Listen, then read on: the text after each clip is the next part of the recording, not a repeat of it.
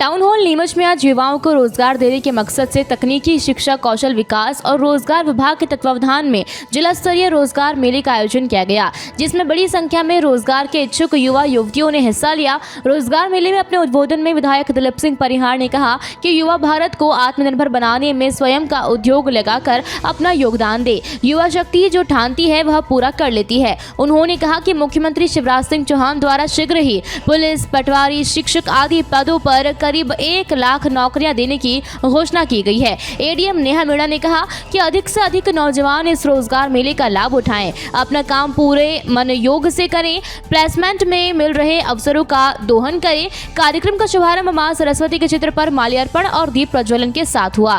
रोजगार मेले में गुजरात की कॉस्मोस कंपनी, नीमच की कंपनियां, टेक्निकल कंपनी और अन्य कई संस्थाएं रोजगार के अवसर देने के लिए इंटरव्यू करने हेतु मौजूद रही।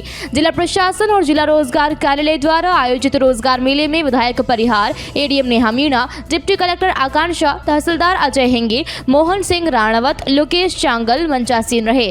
ऋषभ नामदेव ने कार्यक्रम के बारे में जानकारी दी। कंपनीज आई थी और जिस प्रकार की कंपनीज के अंतर्गत जिस प्रकार की स्ट्रीम्स में उनको प्लेसमेंट करनी थी, उस स्ट्रीम्स के बारे में जो कैंपसेस है वहाँ पे कम्युनिकेशन की गई थी और उस स्ट्रीम में जिनका प्लेसमेंट होना था वही वाले प्रतिभागी थे जो आज उपस्थित हुए थे। इनमें से एक कंपनी जो है वो गुजरात से आई है, तो वो तो हैंड टू हैंड प्लेसमेंट कर रही है। तो अभी तक जो मुझे सूचना मिली है कि अराउंड 6 to 7 वो प्लेसमेंट ऑलरेडी कर चुकी है। रेस्ट कंपनीज़ की देखिए ये रहता है कि वो लोग शॉर्टलिस्ट करते हैं और शॉर्टलिस्ट करके फिर वापस से एक बार इंटरव्यू करके एक बार और चैनलाइज करके उसमें से फिर प्लेसमेंट देते हैं। लेकिन जब स्वयं कंपनी आती है, जब आप लोग है ना कोर्स परस्यू कर रहे होते हैं, तो स्टूडेंट्स के लिए सबसे बेहतर यही होता है कि उसी टाइम पे प्लेसमेंट हो जाए, क्योंकि एक बार आपकी ग्रेजुएशन कंप्लीट हो जाती है उसके बाद उनको प्लेसमेंट होने में थोड़ी सी डिफ़िकल्टी होती है।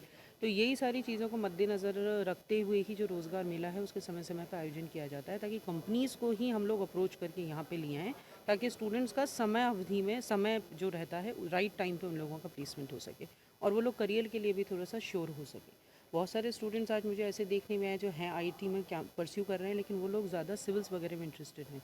कुछ बच्चे आए थे जिनका कहना था कि हम लोग यूपीएससी में परस्यू करना चाहते हैं, तो कैसी हमारी स्ट्रैटेजी रहेगी। तो आई थिंक एक नया नज़रिया भी देखने को मिलता है कि सिर्फ वो ही स्टूडेंट्स नहीं हैं, मतलब सिर्फ हम लोग मान के चलते हैं कि सिर्फ हिस्ट्री के ग्रेजुएट्स ही हैं जो कि, या फिर आर्ट्स के स्टूडेंट्स ही हैं जो यूपीएससी की तरफ अट्रैक्ट हो रहे हैं, बट ऐसा नहीं है। आजकल it is a very law के स्टूडेंट्स भी आने लगे हैं, मेडिकल के स्टूडेंट्स भी हैं, जो बाकी साइंस वाले बीएससी वाले स्टूडेंट्स हैं वो भी आजकल सिविल्स में इंटरेस्टेड हैं। तो देखिए it is more about opportunities. आज जो बच्चे हैं वो सब समझ सकते हैं and it is a perfect information जो उनके साथ अवेलेबल है कि इस प्रकार की जॉब है, इस प्रकार की उनको सैलरी या वेजेस मिलेंगे। तो उन लोगों के लिए ओपन अपॉर्चुनिटी है कि विलिंगनेस है, अगर वो लोग अपना प्लेसमेंट उसके साथ करवाना चाहते हैं तो वो लोग विलिंग अपना इंटरव्यू दे सकते हैं। अन्यथा की स्थिति में अगर हमें ऐसा लगता है कि ज़्यादा बच्चे सिविल्स के लिए अगर इंटरेस्टेड हैं, तो हम लोग फिर करियर जो काउंसलिंग होती है कॉलेजेस में अकॉर्डिंगली हम लोग करवाने की कोशिश करेंगे। इस तरह के प्लेसमेंट जो है अपॉर्चुनिटीज़ उपलब्ध करा पाते हैं? डेफिनेटली करा पाते हैं ऐसी अपॉर्चुनिटीज़। मुझे लगता है कि जो स्टूडेंट्स जिनका सिलेक्शन हो गया है, जिनकी प्लेसमेंट हो गई है, उनसे भी आप बात कर सकते हैं। देखिए एक चीज़ होती है कि एक एक्सेसिबिलिटी और अप्रोचेबिलिटी की भी बात होती है। बहुत बार ये होता है कि स्टूडेंट्स टैलेंटेड होते हैं लेकिन उनके पास एक्सेस नहीं हो पाता है या इन्फॉर्मेशन नहीं हो पाती है कि किस तरीके से हमारा प्लेसमेंट उस कंपनी में हो सकता है। उनकी जो सोच होती है वो हद तक लोकल स्तर पे ही सीमित रह जाती है कि हम नीमच में ही किसी कंपनी में देख लिया, हद से हद मंदसौर या फिर इंदौर देख लें। वो कभी भी नहीं सोचेंगे कि हम लोग इंटर स्टेट जाके काम करें। तो हमारे लिए भी एक है ना बहुत बड़ा चैलेंज रहता है कि हम लोग किस तरीके से बाहर की स्टेट की कंपनीज़ को यहाँ पे बुलाएं और बच्चों को बेहतर प्लेसमेंट दिलवाने की कोशिश। तकनीकी शिक्षा और कौशल विकास रोजगार विभाग द्वारा यह मेला आयोजित किया गया है जिला स्तरीय। सबको चाहिए रोजगार और अभी मध्य प्रदेश के मुख्यमंत्री जी लगभग 1.5-2 लाख पोस्टें निकाल रहे हैं भर्ती की, जिसमें कोई पुलिस में जाएगा, कोई पटवारी बनेगा, कोई प्रमोशन भी कर रहे हैं। उसके अलावा टीचरशिप की भी वैकेंसी निकाल रहे हैं। जिला रोजगार मेला जो तकनीकी जो बच्चे हैं, जो हमारी कंपनियां हैं, जो गुजरात की कंपनियां हैं, यहाँ की है साल्वेंट प्लांट है, धानुका है, ऐसे अनेक कंपनियों के लोग यहाँ आते हैं और उनको पढ़े लिखे परिश्रमी बच्चों की आवश्यकता होती है। उनके इंटरव्यू लेते हैं और उनको रोज़गार देने का काम करते हैं। उनने 800 और कुछ बच्चों को यहाँ रोज़गार दिया भी है। लक्ष्य रखा था 1600 का, तो लक्ष्य के करीब पहुँचे हैं। धीरे धीरे और भी रोज़गार उपलब्ध होगा।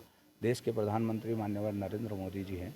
आज उनकी पूज्य माता जी जो हम सब के लिए माँ के समान थी, प्रेरणा देने वाली, उनका आज देवलोक गमन हुआ है। वो 100 वर्ष की पूरी आयु करके आज प्रभु के पास पहुँची है।